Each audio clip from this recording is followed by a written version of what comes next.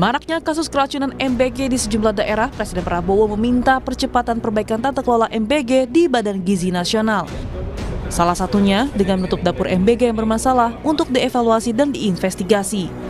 Menko Bidang Pangan Zulkifli Hasan bilang, salah satu upaya untuk perbaikan tata kelola MBG adalah dengan menutup dapur MBG bermasalah. Semua dapur MBG atau SPPG juga akan dievaluasi terkait kualitas dan kemampuan juru masaknya. Segera mempercepat perbaikan dan penguatan tata kelola di BGN. Tata kelola harus segera untuk dapat ditindaklanjuti. Pertama, SPPG yang bermasalah ditutup untuk sementara, dilakukan evaluasi dan investigasi.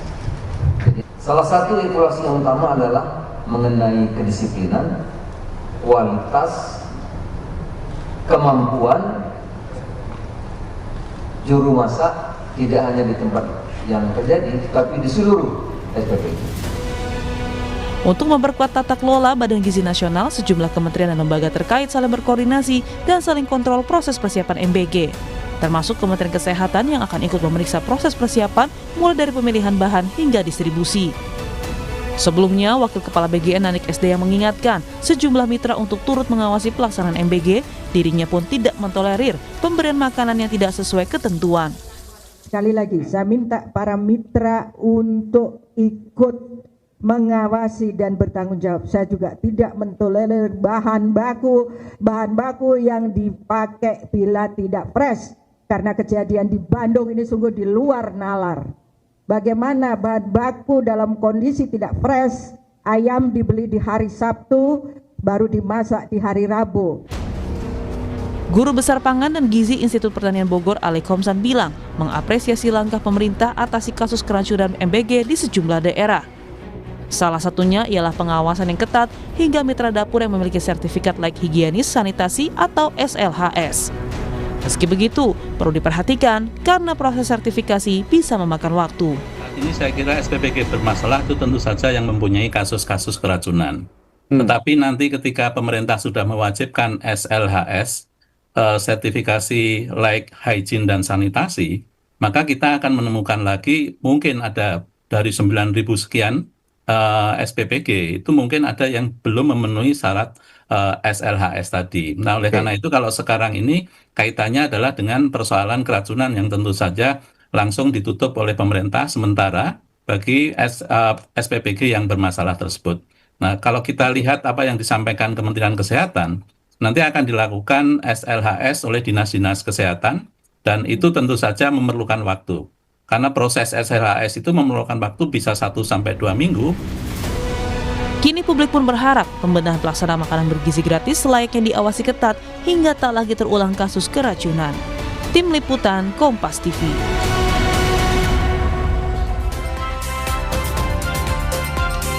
Pemerintah sudah ambil langkah cepat atasi kasus keracunan makanan bergizi gratis atau MBG di sejumlah daerah. Salah satunya ialah menutup dapur atau SPPG bermasalah sementara waktu. Sekaligus, mitra dapur juga memiliki sertifikat layak higienis dan sanitasi atau SLHS.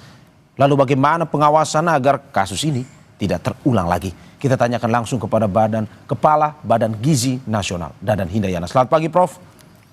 Pagi, Pak Mario. Terima kasih, Prof, sudah bergabung di Dialog Sapa Indonesia pagi ini secara eksklusif, mau bergabung dan berdiskusi bersama kita. Dan juga Guru Besar Departemen Ilmu dan Teknologi Pangan IPB, Purwiyatno Haryadi. Selamat pagi, Prof. Selamat pagi. Terima kasih, Prof. Purwiyatno, atas kesempatannya juga mau berdialog. Saya pertama ke Pak Dadan.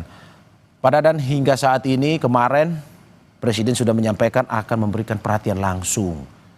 Pun juga tegaskan keselamatan anak jadi prioritas utama. Apa arahan langsung dari Presiden kepada Kepala BGN ataupun jajaran BGN terkait dengan MBG ini? Ya, pertama saya perlu sampaikan bahwa Presiden itu memang setiap saat kan memantau selalu memberikan perhatian dan memberikan instruksi langsung. Dan kemudian saat kejadian terjadi itu kan yang banyak ketika beliau di luar negeri. Jadi pulang pun langsung memanggil saya pada hari Sabtu jam 16.30 dan kemudian saya melaporkan progres pembentukan Satuan Pelayanan Penuhan Gizi yang sampai sekarang sudah ada 9.636 dan kemudian saya menyampaikan periode pembentukan tersebut. Saya sampaikan dari Januari sampai Juli itu terbentuk 2.391 SPPG dan dari 1 Agustus sampai 27 September itu sampai sekarang lah ada 7.224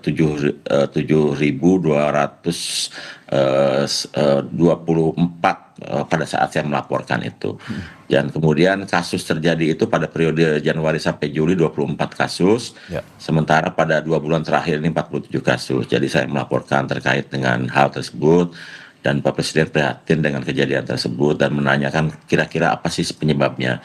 Kemudian saya sampaikan laporan-laporan kejadian itu karena pertama kan ini sejumlah 7.224 SPG baru yang dari pengalaman kami dulu kan memang untuk sampai pada tahap yang aman itu butuh waktu. Jadi ini perlu pengetatan lebih intensif di dalam hal penerapan SOP, terutama karena memang SDM kan butuh jam terbang yang kami baru selesai latih 3,5 bulan, butuh waktu penyesuaian dan sebagainya. Dan Pak Presiden kemudian memberikan instruksi agar tata kelola SPPG dilakukan dengan lebih ketat, SOP-nya diterapkan lebih ketat, dan kemudian memberikan saran terkait dengan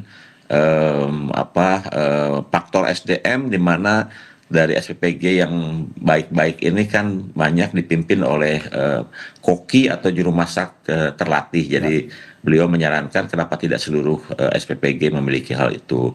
Kemudian juga terkait dengan tes kit atau rapid test untuk produk hasil masakan sebelum diedarkan harus di rapid test dulu, dan ini sudah diterapkan di SPPG yang dibangun oleh Polri, dan ini Pak Presiden meminta agar itu juga segera dilaksanakan. Kemudian banyak kasus juga aspek dari sanitasi higienis terkait dengan air. Jadi beliau meminta pada saat mencuci food tray bisa dipakai alat sterilisasi yang murah, cepat, dan bisa membuat food tray tersebut higienis serta menggunakan air yang baik untuk masak. Jadi kami sudah instruksikan ke seluruh SPPG untuk masak menggunakan air galon, untuk mencuci pada saat menampung air harus dikasih saringan. Oke, Pak, apa yang disampaikan oleh Presiden ini kan sebenarnya adalah SOP yang sudah diberikan untuk dilakukan dari awal pelaksanaan MBG hingga saat ini. Apakah mungkin saja SOP ini tidak berlangsung secara baik, tidak berlangsung secara optimal selama ini, atau bagaimana? Ya, ada beberapa SPPG yang tidak menerapkan itu. Contoh yang di Cipongkor itu kan dari pemilihan bahan baku saja dia sudah menyalahi ketentuan. Harusnya kan maksimal H-2.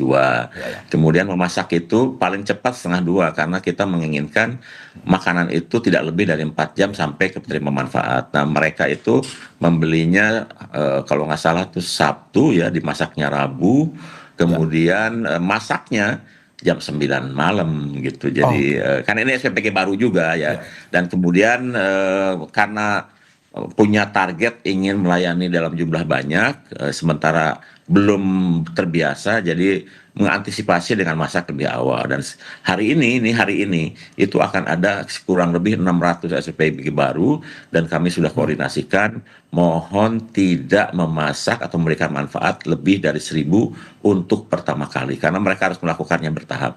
Nanti kalau sudah mampu silahkan naikkan jumlah penerima manfaatnya setelah yakin bahwa masakan yang dimasak itu aman, dan kemudian delivery-nya pun penting karena kan anak-anak itu dibagi, ada yang jam 8, ada yang jam 9, ada yang jam 12. Jadi dia harus memanage waktu masak dengan waktu pengiriman. Tidak satu masak untuk 3 pengiriman. Karena yang sudah lama-lama itu mereka sudah mampu melakukan, kalau penerima manfaat dikirim jam 7:30, maka masaknya jam 3.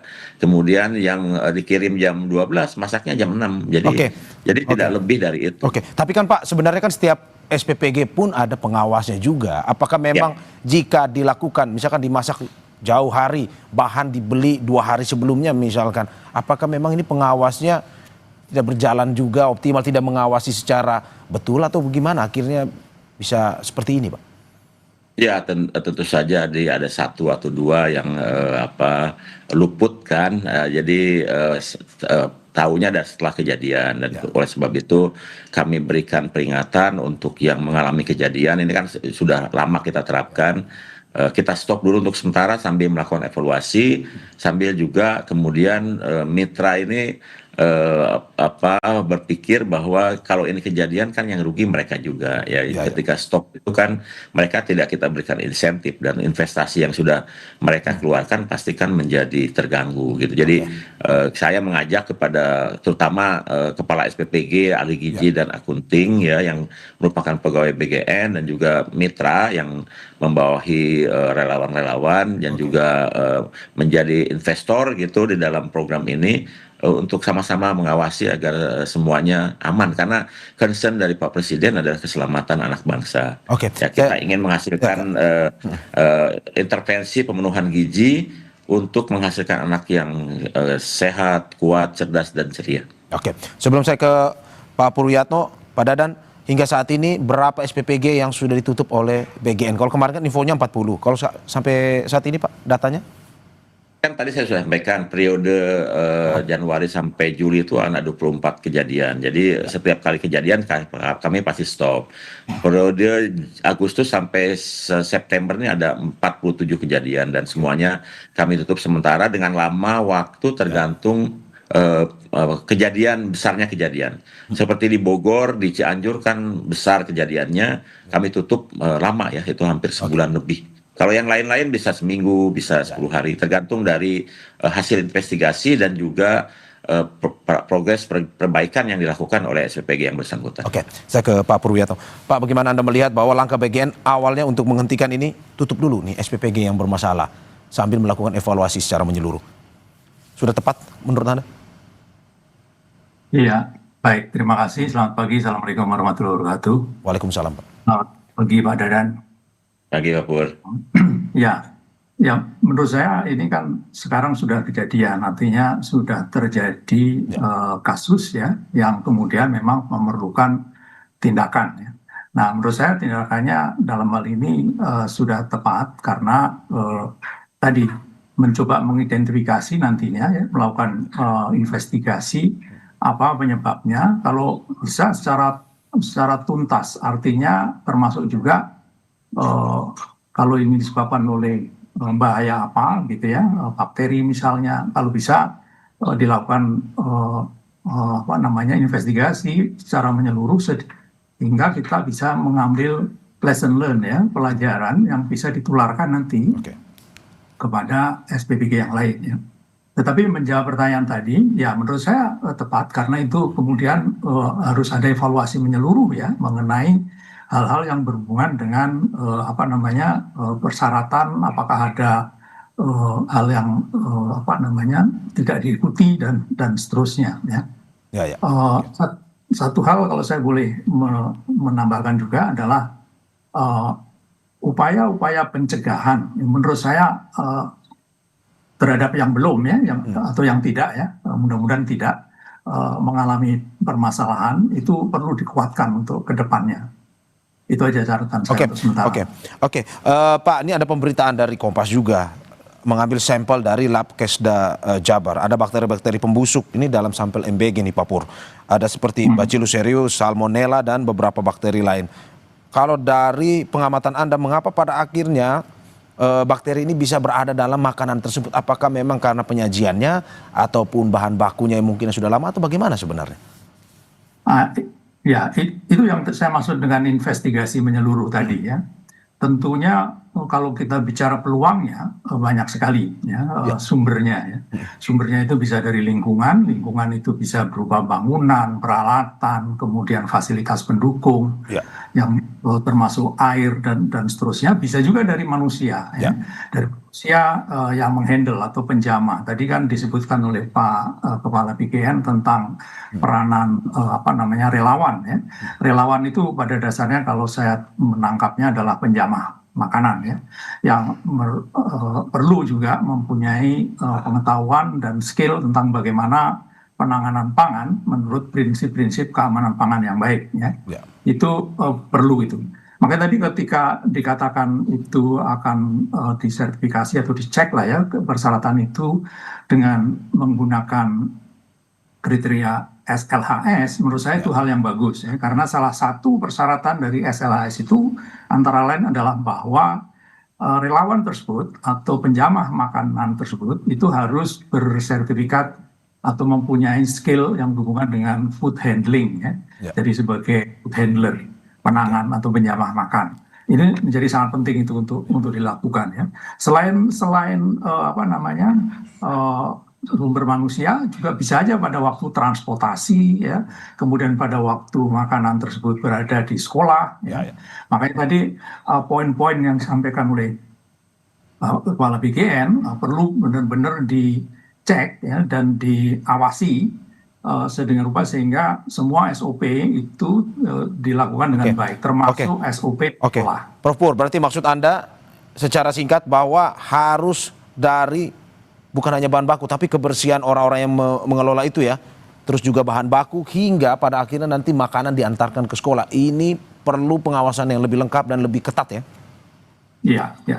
Ya, semuanya kan sebetulnya kan mulainya tentunya dari bahan baku ya. Tapi itu semua dilakukan di dapur kan ya, SPBG. Sampai akhirnya pemorsian, kemudian itu selesai. Dan setelah itu ada segmen kedua adalah transportasi di kendaraan itu sendiri ya. Bagaimana suhunya, bagaimana kebersihannya dan seterusnya. Kemudian segmen yang terakhir, yang ketiga adalah ketika dia ada di sekolah. Bagaimana dia simpan dan nanti bagaimana dia dikonsumsi. Semuanya perlu ada SOP dan ada investigasi yang baik. Oke, saya ke Pak Dadan kembali. Pak Dadan, beberapa hari lalu, tepatnya di tanggal 26 itu BGN pemerintah meminta maaf atas kejadian ini. Yang ingin saya tanyakan, apa sebenarnya poin minta maaf ini? Apakah memang terkait dengan keracunan yang terjadi ini, atau yang kedua mungkin saja terkait dengan keseluruhan dari proses pengelolaan MBG yang mungkin masih belum optimal hingga saat ini? Ya, terutama sebetulnya terkait dengan berbagai kejadian yang tidak kami harapkan, karena sebetulnya tujuan makan bergizi kan untuk intervensi pemenuhan gizi, untuk meningkatkan kualitas SDM, menghasilkan SDM yang sehat, kuat, cerdas, dan ceria.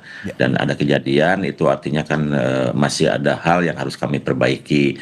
Oleh sebab itu kenapa Pak Presiden kemudian manggil secara khusus, memberikan instruksi-instruksi terkait dengan perbaikan-perbaikan yang harus dilakukan. Ya, oke. Dan selanjutnya bagaimana dengan nasib anak-anak yang sampai saat ini Pak Dadan, kalau kita baca baik itu di media mainstream maupun media sosial, banyak yang akhirnya trauma atas kejadian ini dengan yang kejadian keracunan ini. Apa langkah dari pemerintah ke depan? Tapi sebelum Pak Dadan menjawab, kita saksikan usai jeda berikut. Terima kasih masih di Sapa Indonesia Pagi, saudara, bersama saya Maria Sarong dan narasumber saya Kepala Badan Gizi Nasional Dadan Hindayana dan juga Guru Besar Departemen Ilmu dan Teknologi Pangan IPB Purwiyatno Haryadi. Saya kembali ke Pak Dadan kembali. Pak Dadan, bagaimana Anda melihat bahwa ada beberapa orang tua pun juga korban anak ini yang trauma dengan kejadian keracunan ini? Apa yang akan BGN lakukan? Apakah tetap mungkin saja memberikan MBG tetap kepada mereka atau ada evaluasi lain dari BGN? Ya, seperti yang sudah saya sampaikan, setiap kali ada kejadian kan pasti ada yang tersakiti ya, kemudian ada orang tua yang khawatir, dan ada kepercayaan publik yang tergores. Dan oleh sebab itu salah satu langkah menyetop SPG yang bermasalah itu adalah salah satunya untuk mitigasi trauma yang muncul dari penerima manfaat. Jadi selain perbaikan seluruh aspek pengelolaan SPG, mereka pun harus mampu memberikan mitigasi dan mengembalikan kepercayaan dari penerima manfaat yang mengalami. Jadi itu pasti butuh waktu, ya, butuh waktu. Jadi kalau masih trauma dan itu tidak perlu dipaksakan, tapi kalau mereka sudah bersedia kembali menerima manfaat makan bergizi, tentu saja kami sangat mengharapkan itu terjadi. Oke, Pak, termasuk juga bagaimana dengan biaya rumah sakit nih Pak, karena terakhir ada pemberitaan ya sampai ratusan juta jumlah total biaya rumah sakit yang harus untuk merawat para korban ini. Dari tanggungan biaya sendiri, apakah memang diserahkan kepada korban ataupun diselesaikan semua oleh negara, Pak? Ya gini, ada dua kejadian, bukan kejadian, dua hal yang sudah dilakukan. Ya. Ketika pemerintah daerah menetapkan KLB atau kejadian luar biasa, itu biasanya seluruh biaya ditanggung oleh Pemda melalui BPJS ya. Ya. Nah itu kenapa Pemda menetapkan KLB. Tapi kemudian jika Pemda tidak menetapkan KLB seperti misalnya di Banggai ya, kemudian di Bengkulu, dimanapun itu seluruh biayanya Badan Gizi Nasional yang menanggung. Oke, berarti kalau KLB ditanggung oleh BPJS, tapi kalau tidak KLB ditanggung oleh BGN ya Pak ya? Ya, kami sangat tergantung bagaimana hal terjadi di lapangan. Jadi ketika itu memang harus ditanggung oleh BGN, itu semuanya kita tanggung. Oke, Pak, ini ada sedikit masukan dari IJJP ini terkait dengan atau lembaga-lembaga independensi lain pun juga dari Komisi 9 di DPR RI yang mengatakan bahwa BGN perlu lebih banyak melibatkan pemerintah daerah. Tadi kita sudah singgung sedikit soal pemerintah daerah.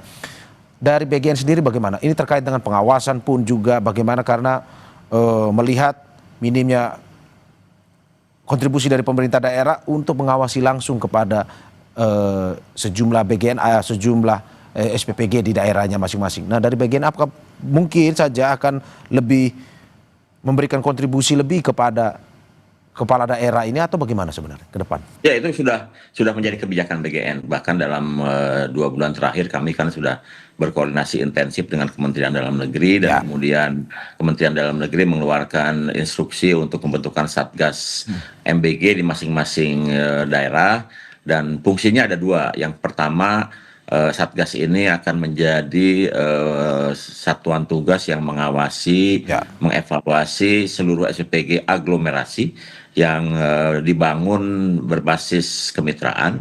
Yang kedua, Satgas ini juga bertugas untuk menentukan SPPG terpencil yang itu tidak berbasis kemitraan dengan investor tapi juga dengan pemerintah daerah, di mana pendaftaran dan penentuan titik untuk SPPG terpencil itu diserahkan ke Pemda dan kami kemudian akan koordinasi dan seluruh kegiatan tentu saja kita akan lakukan dengan pemerintah daerah dan kegiatan itu juga sudah kami mulai ya tour ya seperti misalnya waktu hari Selasa kemarin kan saya ke Sulawesi Tengah itu dalam kaitan untuk mengefektifkan satuan tugas.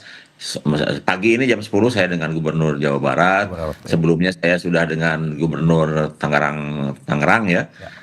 Dan juga dengan Sumatera Utara itu kan sudah kami lakukan. Jadi satuan tugas ini tinggal kita optimalkan, tinggal kita percepat tugasnya dan mekanismenya sudah kami atur dengan Kementerian Dalam Negeri. Dan bahkan pagi ini juga ada rapat koordinasi di Kementerian Dalam Negeri dan dihadiri juga oleh Kementerian Kesehatan, juga oleh Badan Gizi Nasional.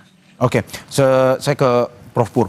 Prof, bagaimana Anda melihat ini lebih spesifik makanan seperti apa untuk menghindari terjadi keracunan ini? Makanan seperti apa yang mungkin saja bisa disajikan oleh SPPG ini agar mungkin bisa tahan lama ataupun juga tapi tidak menghilangkan kadar gizinya untuk anak-anak? Iya, terima kasih. Ya, menurut saya ini sangat penting ya sebetulnya. Karena apa? Karena sebetulnya makanan siap saji itu dari awal sudah ditengarai sebagai salah satu jenis makanan yang risikonya tinggi dalam hal keracunan ya. Data dari Indonesia dan juga data secara global menunjukkan bahwa makan siap saji inilah yang rentan untuk bisa menyebabkan keracunan itu. Jadi kehati-hatian itu menjadi sangat penting. Makanya tadi saya mengatakan pentingnya prevention. Antara lain memastikan berbagai persyaratan tadi ya. Nah untuk itu ya maka perlu itu misalnya saja ya jenis-jenis apa yang mungkin sesuai dengan kondisi Indonesia, terutama yang tropis ya, suhunya tinggi, lembab dan seterusnya itu ya. Maka itu menurut saya implementasi aplikasi teknologi menurut saya perlu dipertimbangkan oleh Pak Dadan ini. Saya tahu misalnya saja dikatakan ya, paling tidak yang saya lihat di televisi Pak Dadan yang mengatakan bahwa tidak akan menggunakan makanan pabrikan gitu ya. Menurut saya sebetulnya kriteria apa yang digunakan untuk itu perlu juga direvisi karena susu misalnya ya, susu itu pabrikan ya, dan menurut saya itu justru dari sisi food safety sangat bagus ya. Nah jadi pangan-pangan apa yang tidak termasuk dalam kategori kalau ilmiahnya itu adalah potentially hazardous ya. Itu apa aja? Nah itu perlu diidentifikasi ya, termasuk misalnya menghindari buah potong misalnya kalau bisa ya. Mungkin buah-buahan yang utuh ya, jeruk kemudian yang lain sebagainya lah ya, yang tidak perlu dikupas dan dipotong, itu salah satu. Demikian juga hal yang berhubungan dengan lauk dan seterusnya, terutama untuk daerah-daerah yang tadi terpencil, barangkali perlu ada pertimbangan apakah bisa prepackage ya, menu ya, prepackage menu yang disterilisasikan dan seterusnya. Tadi saya dengar ompreng itu bagaimana bisa disterilisasikan dengan baik, kering sedemikian rupa sehingga tidak menjadi sumber kontaminan justru. Karena kontaminasi silang itu adalah salah satu penyebab biasanya. Nah itu harus diidentifikasi. Banyak sih yang hanya waktunya batas ya. Oke, Pak. Ya, tadi kita sudah sempat berbicara menyampaikan terkait dengan apa yang disampaikan oleh Pak Dadan bahwa hari ini akan ada rapat bersama Kemendagri dengan kepala daerah terkait dengan tata kelola MBG. Untuk kita tahan sebentar Bapak-bapak, kita akan langsung melihat bagaimana jalannya ataupun rapat evaluasi bersama Mendagri dan juga kepala daerah ini langsung bersama jurnalis kita yang sudah berada di lapangan. Ada Benediktus Aditya di sana. BNS, selamat pagi. Bagaimana rapat dari Mendagri bersama kepala daerah untuk dalam rangka memperbaiki tata kelola MBG ini? Apakah sudah berlangsung dan apa saja yang akan dibahas dari informasi yang Anda dapatkan? Ya, selamat pagi Mario. Memang kalau dari informasi yang kami terima, rapat sendiri akan dilaksanakan pada pukul 8.00 waktu Indonesia Barat. Namun hingga saat ini kami masih belum menerima informasinya. Tapi tadi ketika kami konfirmasi kepada penerangan Kementerian Dalam Negeri, begitu memang rapat ini akan dilaksanakan secara daring. Ini artinya memang kepala daerah di masing-masing wilayah ini bisa melaksanakannya di tempatnya begitu ya. Sehingga tidak perlu ke lingkungan Kementerian Dalam Negeri di Jakarta. Kemudian juga tidak hanya kepala daerah, informasinya memang ini juga melibatkan dinas kesehatan di masing-masing wilayah. Karena memang fokus dari pembicaraan rapat pada pagi hari ini adalah terkait dengan penanganan kasus atau naiknya angka keracunan pada program makan bergizi gratis. Selain itu juga membicarakan soal tata kelola pada program makan bergizi gratis. Nah, memang saya catat Mario, ada 6 hal yang akan dibicarakan, tapi saya coba untuk rangkum menjadi 3 hal. Yang pertama terkait dengan akan ditutupnya dapur atau SPPG yang ditemukan adanya kasus atau angka keracunan, sehingga memang ke depannya ini akan diberhentikan sementara bagi dapur yang memiliki angka atau kasus keracunan untuk nantinya dievaluasi lagi secara berkala adakah kesalahan dalam pelaksanaan atau prosedurnya begitu. Kemudian yang kedua adalah terkait dengan para kepala daerah diminta untuk memperhatikan atau atensi khusus terhadap program makan bergizi gratis, karena kita ketahui Mario memang program makan bergizi gratis ini merupakan salah satu program prioritas dari Presiden Republik Indonesia Prabowo Subianto. Kemudian yang ketiga adalah terkait dengan pembicaraan tata kelola dari program makan bergizi gratis yang nantinya juga akan pembahasan terkait dengan sertifikat laik higienis dan sanitasi begitu ya. Jadi ini untuk memastikan nantinya makanan yang diproduksi dari dapur-dapur SPPG begitu ini layak untuk dikonsumsi. Semalam juga kami menerima informasi kalau Menteri Sekretaris Negara begitu ya melakukan pertemuan dengan beberapa menteri terkait dan juga Kepala Badan Gizi Nasional untuk membicarakan soal hal ini. Nah, sementara memang kami juga masih menunggu terkait dengan pembahasan apa saja dan juga nanti apakah hasilnya. Begitu Mario. Terima kasih Mendiktus Aditya dan juru kamera Yan Faris atas laporan dari kantor Kemendagri Jakarta. Selamat bertugas kembali. Jadi kita kembali ke dialog kita, saya ke Pak Dadan. Pak Dadan, tadi sudah seperti Anda sampaikan bahwa hari ini Kemendagri akan melakukan rapat bersama kepala daerah yang dilakukan secara daring dan kita harapkan apa yang rapat yang dilakukan pada hari ini bisa menemukan solusi terbaik untuk pengelolaan MBG ke depan. Pak Dadan, bagaimana dengan SLHS, sertifikat layak higienis dan sanitasi? Bentuknya akan seperti apa dan bagaimana ke depan dari BGN sendiri? Apakah memang target utamanya kalau kemarin prioritasnya kan kalau yang kemarin kita dengar bahwa prioritasnya adalah untuk ini jumlah penerima manfaat nih. Tapi apakah ke depan di tahun 2026 kita lihat apakah memang prioritasnya masih sama, jumlah penerima manfaatnya harus sesuai dengan apa yang diinginkan oleh Presiden atau sambil mengedepankan juga kualitasnya, kuantitas dan kualitas? Pak Dadan silakan. Ya, pertama saya perlu sampaikan saya sudah menandatangani keputusan Kepala Badan terkait dengan upaya sertifikasi. Kami tidak hanya SLHS ya, sertifikat layak higienis dan sanitasi, tapi juga HACCP. Jadi kami itu dalam SK Badan sudah menyangkut keduanya. SLHS kan untuk aspek higienis dan sanitasi, sementara untuk keamanan pangannya kami menggunakan HACCP dan kami akan bekerjasama dengan lembaga sertifikat yang disertifikasi oleh KAN. Nah, untuk SLHS yang pertama kali ini kami sudah diskusi kemarin dengan Kementerian Kesehatan dan sebetulnya keputusan Kepala Badan itu juga yang sudah tanda tangan di bulan Juni itu sudah dirumuskan oleh lintas kementerian termasuk BPOM dan juga Kementerian Kesehatan. SLHS kan sebetulnya untuk industri makanan yang komersial. Sehingga tidak seluruh bisa diadopsi di dalam SPPG sehingga harus membentukkan koridor khusus ya di dalam penyelenggaraan SPPG dan ini kami akan lakukan sama seperti misalnya pembentukan yayasan yang dari 3 bulan bisa jadi maksimal 3 hari. Kami juga sedang memikirkan dengan Kementerian Kesehatan bisa melakukan sertifikat SLHS ini dalam waktu seksama, tidak meringankan atau memberikan semacam hal-hal pengecualian, tapi bisa dilaksanakan lebih cepat. Karena nanti akan terkait dengan pelatihan penjamah makanan, kemudian dan lain-lain sehingga setiap SPPG bisa segera dapat SLHS sambil kita mempersiapkan sertifikat HACCP atau Hajat Analisis Critical Control Point untuk keamanan pangannya.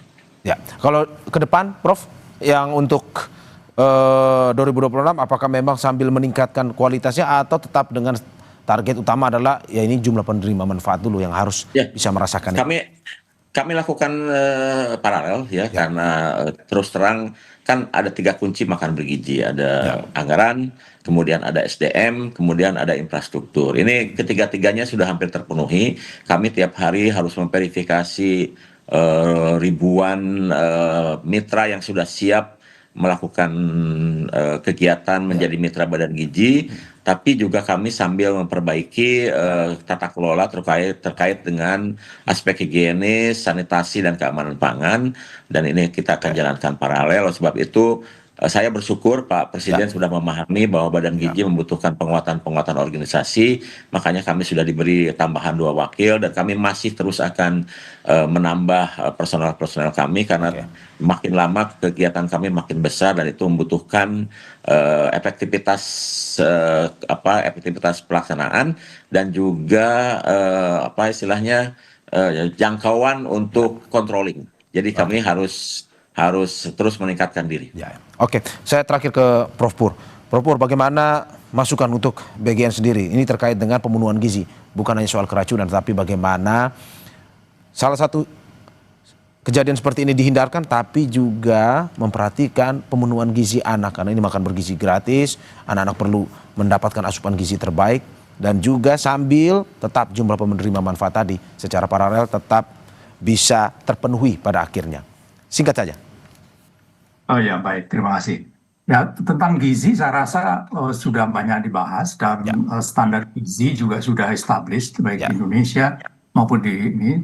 Tapi saya justru ingin menekankan yang pertama dan utama keamanan pangan dulu, karena keamanan pangan itu prasyarat, bukan pangan kalau tidak aman ya. Jadi upaya pemenuhan gizi juga tidak akan berhasil kalau produknya tidak aman. Justru tadi Pak Dadan sendiri sudah menyatakan ya ada hal-hal yang berhubungan dengan apa namanya nanti bahkan penolakan atau ketidakpercayaan ya, trust ya, itu penting sekali dan itu perlu waktu tadi disampaikan. Jadi menurut saya prevention ya, bagaimana mencegah supaya kasus ini itu diminimalisasi ya. Saya tidak bisa mengatakan bahwa itu akan hilang sama sekali ya, karena kita bicara risiko ya, jadi pasti ada, hanya saja minimal gitu ya. Nah, bagaimana caranya? Menurut saya langkah yang dilakukan sudah bagus tadi disampaikan oleh Pak Dadan, antara lain memastikan bahwa dapur-dapur yang baru itu mempunyai persyaratan atau memenuhi persyaratan-persyaratan sebagaimana industri jasa boga lainnya ya. Jadi ini sangat penting. Walaupun ini bukan komersial, purely komersial, tapi persyaratan-persyaratan yang berhubungan dengan keamanan pangan menurut saya perlu, karena itu pasti harus ya. Pentingnya SDM ya, SDM sangat penting, terutama tadi food handler ya, itu sangat diperlukan tadi. Kemudian juga kesehatan dari relawan tersebut ya, perlu medical check misalnya, ini sangat penting karena dia adalah penjamah makan. Perlunya pengawasan ya, dan sangat penting ya. Inspeksi secara eksternal. Tadi keterlibatan dinas kesehatan menurut saya perlu dikuatkan, termasuk juga balai-balai POM misalnya di daerah untuk bisa melakukan inspeksi. Ingat bahwa ini biasanya dilakukan pada malam hari ya, sehingga mungkin inspeksinya perlu juga dilakukan pada malam hari tadi ya. Saya rasa itu dan tadi mungkin penggunaan teknologi perlu dipertimbangkan Pak Dadan. Terima kasih. Dan kita harapkan apa yang disampaikan ini bisa memberikan masukan kepada WGN, evaluasi dan evaluasi terus dilakukan sehingga ya Pak, kita sangat berharap bahwa saya menyampaikan terkait dengan penggunaan teknologi. Boleh silakan. Kami sebetulnya sudah memikirkan adanya teknologi freeze drying, kemudian vakum, kemudian iradiasi. Itu tiga teknologi yang sebetulnya sudah kami pertimbangkan untuk hadir di SPPG karena kita membutuhkan inovasi inovasi bentuk pangan yang kualitas nutrisinya bagus tapi bisa lebih awet.